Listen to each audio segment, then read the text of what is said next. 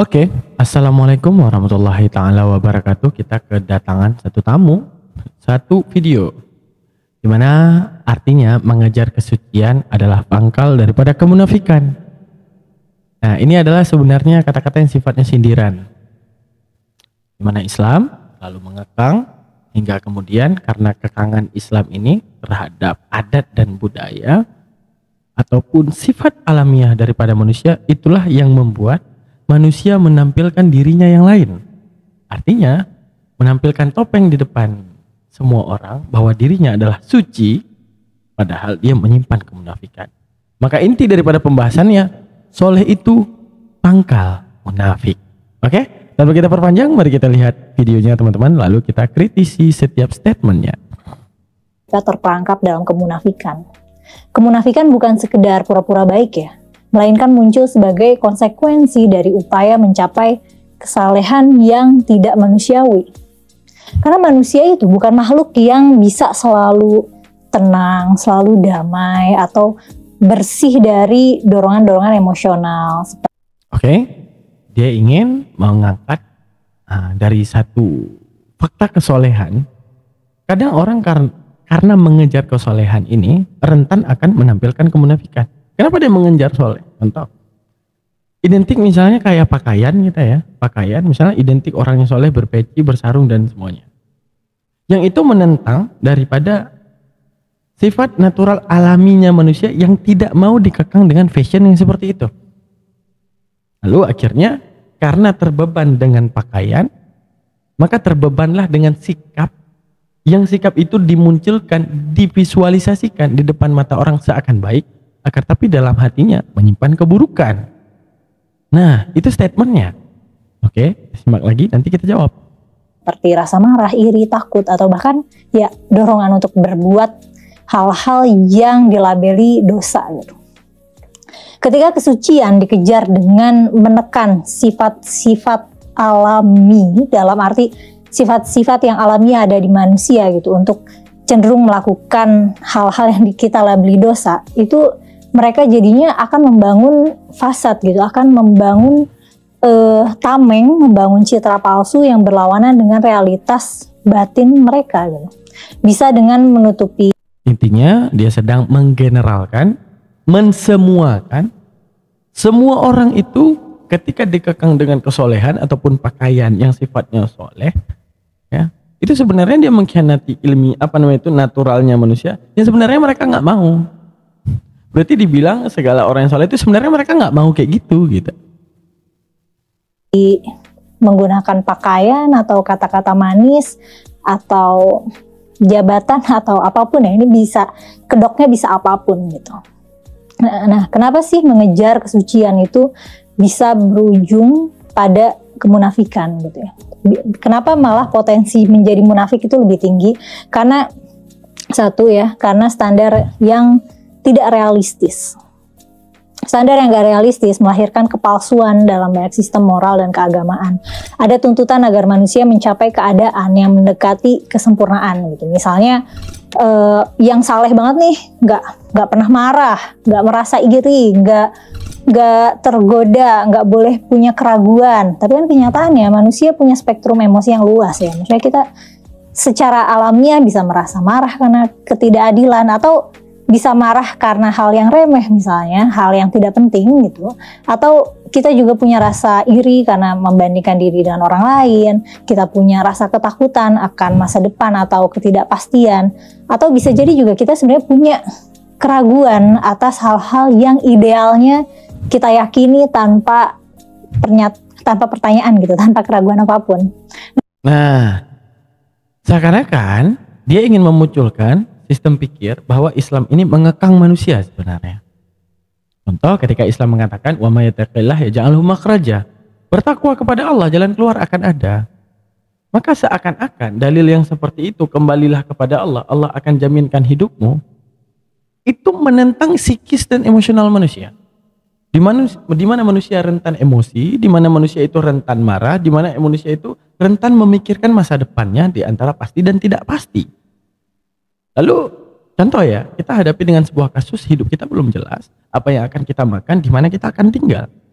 Tapi Al-Quran membatasi kita. Udah percaya Allah aja, lu punya jalan keluar. Itu menunjukkan apa? Ketidakrelasian, ya? Ketidakserasian di antara apa yang kita alami dengan apa yang dikatakan Al-Quran. Di mana seakan-akan Al-Quran mengatakan bahwa kita harus kembali kepada Allah. Allah jaminkan segala pintu keluar. Akan tetapi jiwa kita dan diri kita dan emosional kita dan psikis kita menolak hal tersebut. Lalu sebenarnya itulah yang membuat kita nanti rentan diri menjadi munafik. Ya, itu yang mau dia munculkan. Oke, sekarang kita jawab. Ini jawabannya itu simpel dan mudah. Itulah jiwa manusia yang liar. Jawabannya. Kapan dia akan marah, dia bebas. Kapan dia akan sedih, dia bebas. Kapan dia akan khawatir, dia bebas. Kapan dia akan gelisah dan panik, dia bebas. Lalu, karena Allah menciptakan langit dan bumi, dia tahu dia menciptakan psikisnya manusia. Dia tahu dia menciptakan emosionalnya manusia. Dia tahu yang menciptakan segala indrawi manusia. Bahkan sistem dan neuron cara berpikir manusia terhadap apa yang akan dia tempuh. Lalu, tergantung kita bagaimana membranding diri. Dengan kekuatan ataupun terpaan yang dihadirkan oleh dunia. Misalnya, dunia seakan sedang melawan kita. Yang kita dipaksa untuk melawan dunia. Sekarang kita berpikir, dengan dunia sekarang yang begitu keras, sanggup gak kita lawan sendiri? Akan tetapi, betapa banyaknya orang yang mendapati ketenangan karena setelah kembali ke Tuhan, kembali dia kepada Allah, dia pusatkan kepada ibadahnya. Allah tidak berikan dia lapar, Allah berikan dia kecukupan, Allah berikan dia rasa tentram. Tentram itulah kekayaan. Karena pola pikir dan pola pandangan kita sekarang terpandang kepada dia banyak uang, dia bahagia. Kita pandang orang lain, dia punya keluarga, dia punya bahagia. Wah, dia punya istri yang baik, dia bahagia. Wah, dia punya perusahaan yang tinggi, yang bagus, dia bahagia. Ketika terlalu menstigma ini, dan menstigma ini, sehingga kita lupa mengafirmasi kepada diri kita apa yang paling berguna terhadap kita. Kita lihat di dalam kehidupan, kita itu hidup, tapi kita mati. Menunjukkan apa? Ada keterbatasan daripada apa yang kamu cari. Yang apapun yang kamu cari di dunia ini tidak lain melainkan tenang hidup, dan setelah mati tenang. Itu yang kita cari, ketenangan kan? Lalu apa yang dikatakan Kumaila ini seakan-akan manusia bebaslah beremosional. Lu marah, bebaslah marah. Lupakan kata-kata marah yang dilarang oleh Al-Quran. Lu mau rentan berpikir kritis ke depan ataupun berpikir tentang masa depan lu, ya. Dan lupakan sedikit apa yang dikatakan Al-Quran, ya. Jadi ibaratnya fokuskan kepada apa yang harus lu tuju di dunia daripada apa yang dikabarkan oleh Al-Quran terhadap dunia, terhadap jalan tempuh apa yang harus kita hadapi di dunia. Abaikan itu. Kan dia ingin ngomong gitu. Sekarang kita lihat, boleh kita mengatakan itu. Boleh, sangat. Satu syarat, jangan ada kematian. Maka kalau kematian tidak ada di muka bumi ini, akan sangat bodoh orang jika percaya Al-Quran. Itu perkataan saya. Kenapa? Karena kalau kamu nggak dapat istana di dunia ini, maka kamu nggak akan pernah dapatin tempat ternyamannya kamu untuk hidup selamanya. Kalau kamu tidak dapat fasilitas yang menjamin hidupmu di dalam dunia ini, maka kamu juga tidak akan dapatin apa yang membuat kamu nyaman untuk hidup dalam dunia ini. Kalau kamu tidak mendapatkan tahta dan kehormatan, kamu tidak akan mendapati orang yang menilai kamu lebih di dalam dunia ini. Tapi semua itu Kumaila dibatasi oleh yang namanya kematian. Disitulah kita harus berpikir kritis lagi. Gua nyari rumah 7, gua mati, apa guna buat gua? Gua nyari mobil 18, gua mati, apa guna ini buat gua? Ya, untuk menunjukkan apa? Ternyata kematian inilah satu validasi daripada Allah bahwa hidup lu dunia nggak berguna. Makanya gua katakan, ma khalaqtul jinna wal insana illa liya'budun. Diciptakan kita manusia hanya untuk menyembah Allah, karena setelah kematian apapun yang kita raih maka itu selamanya. Allah janjikan kita istana di dalam surga, sifatnya selamanya. Allah janjikan kita kemewahan dalam surga, maka itu selamanya. Untuk menunjukkan apa? Apa yang harus kita kritisi daripada dunia?